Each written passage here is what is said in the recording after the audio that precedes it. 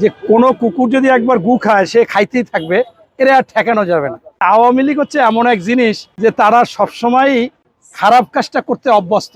এরা যদি পলাতকও থাকে বা বিদেশেও থাকে সেখানে কিন্তু তারা আবারও চাবে।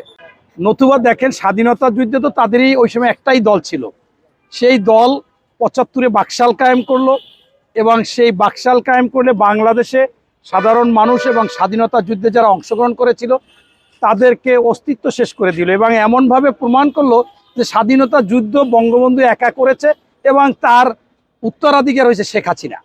এরকম শেখ হাসিনা নিজেই কিন্তু বলেছে যে বাংলাদেশ আমার বাপ স্বাধীন করেছে, আবার ঠিক এই দেশকে সেইভাবে পরিচালনা করেছে। এখন এই দেশকে বিশ্বের কাছে অন্যতমভাবে গুমের রানী, খুনের রানী, অর্থ পাচারকারী, এই কোট সেই কোট সব শেখ হাসিনার পেডিকোট। এবং অর্থ পাচারে যেটা দেখেছেন যে এতগুলো ব্যাংক 2 বছর পর্যন্ত জনগণের টাকা ফেরত দিতে পারতেছে না, কারণ এই টাকাগুলো তারা ওই আওয়ামী দোসররা নিয়ে গেছে। এইরকম একটা ফ্যাসিস্ট স্বৈরাচারের বিরুদ্ধে আসলে সবসময় রুখে থাকতে হয়, তারা যাতে কোথাও সুযোগ সুবিধা না নিয়ে।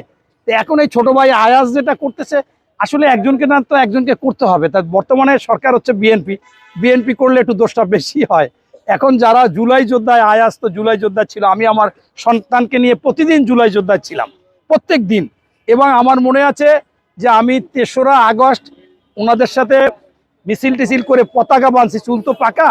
আমাদের তারেক সাহেবের নির্দেশ ছিল যে এই ছাত্ররাই থাকবে সামনে, আপনারা তাদের পিছে থাকেন, কারণ নতুবা ব্রাশ দিয়ে দেবে এবং এদেরকেই তাদের সিম্পিতি আসবে। আপনারা দেখেছেন যে দেশপ্রেমিক সেনাবাহিনী কিন্তু তাদের প্রতি সিম্পিতি আসছিল। আমরা যখন ৭১-এ দেখছি সেনাবাহিনী এসেছিল, এরপর আমরা ৯০-তে নুরুদ্দিন যেদিন বলেছে যে আমি আর একটা ছাত্র জনতার উপর গুলি চালাইতে পারবো না, তখন এর সাথে পদত্যাগ করতে বাধ্য হয়েছে। আর এখনও এই যখনই আর্মি ঘুরে দাঁড়িয়েছে তখন শেখ হাসিনার অবস্থা নড়বড় হয়েছে এবং শেখ হাসিনা বলতে বাধ্য হয়েছে যে ঠিক আছে, আমারও তো এখন জনতা পিটাই মেরে ফেলাইবে, পায়ে পিষ্টা করে মেরে ফেলবে, আমাকে এখন একটু রক্ষা করেন, আমার জান বাঁচান, আমাকে একটু বিদেশে পাঠিয়ে দেন। হয়তো বা সমঝোতায় সেটা পাঠাইছে, কিন্তু এরা সুযোগ পাইলে আবারও এই অকাজ বা আকাম করতে থাকবে। আমি দেখলাম যে ওইখানে এক ভদ্রলোক, মুক্তিযোদ্ধার নামে ৭০-৭৫ বছর বয়স, উনি নিজে বক্তব্য দিয়েছিল যে জিয়াউর রহমানের মাজার ওখান থেকে সরাতে হবে। এখন আমি বললাম যে কি ব্যাপার, ফুল টুল দিছেন? কয় না, বসা আছি। এখন বললো যে দাড়িটি আছে, মানে চুল দাড়ি না, মানে কি চুল টুল আছে। এখন আমি বললাম জিয়াউর রহমান মাজার তো সরাইতে পারলেন না। কয় না আমি কিন্তু শাহ আজিজের কথা বলছিলাম।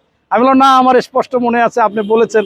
হ্যাঁ, এখন আমার কথা হচ্ছে যে সবসময় এরা বিভিন্ন রকমের বিভিন্ন সাজে, যেমন রিক্সাওয়ালা সাজে একজন আসছে, আয়াজ ধরলো, আমি দেখলাম। আমি তখন খালেদা জিয়ার আজকে দোয়া মাহফিল ছিল, আমি পার্টি অফিসে, আমি লাইভটা দেখতেছি যে রিক্সাওয়ালা নামে একজন আসছে, আর একজন আবার আর এক নামে আসে। এরা বিভিন্ন নামে আসবে, অর্থাৎ এরা দলটা তো একটু শয়তানি দল, শয়তানের তো মুখোশ একরকম না, বিভিন্ন রকম হয়ে যায়। আমি একটা অভিযোগ দিব, আপনি এটা একটু বলে দিবেন সবাইকে। অভিযোগটা হলো কিছু ফেসিস্ট মিডিয়া আছে যারা বলে আমি নাকি মব করছি, অথচ তথ্য প্রমাণ দিলাম যে আওয়ামী লীগ আসলে নিষিদ্ধ সংগঠন, যে আওয়ামী লীগ তাকে তো এমনি গ্রেফতার করা উচিত। আমি একজন বাংলাদেশের নাগরিক হিসেবে তাকে ধরে দিতে পারি। আমি একটা কথা বলতে চাই কি, আপনার হচ্ছে যে সকলের প্রতিবাদ কিন্তু একরকম না।